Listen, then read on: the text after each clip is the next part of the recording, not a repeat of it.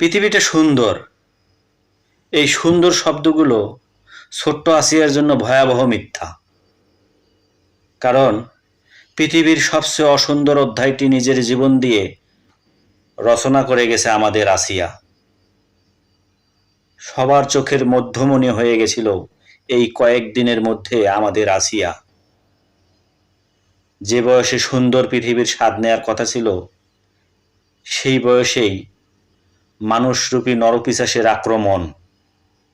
ক্ষতবিক্ষত ছোট্ট একটা শরীর, স্নেহ মমতার ছোট্ট ওই শরীরে কি যে ছটপট করছিল আমাদের আসিয়া, যেটা আমাদের কল্পনারও বাইরে।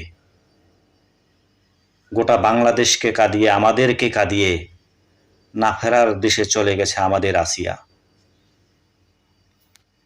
নির্লজ্জ এই ন্যাক্কারজনক ঘটনার জন্য তীব্র নিন্দা জানাই।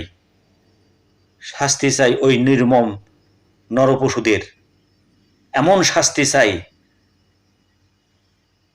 যেটা সমাজের চোখে যেন দৃষ্টান্ত হয়ে থাকে। আমাদের সমাজ থেকে আর যেন কোনো আসিয়াকে এভাবে হারাতে না হয়। ক্ষমা করে দিও আমাদেরকে, প্রিয় বোন আসিয়া।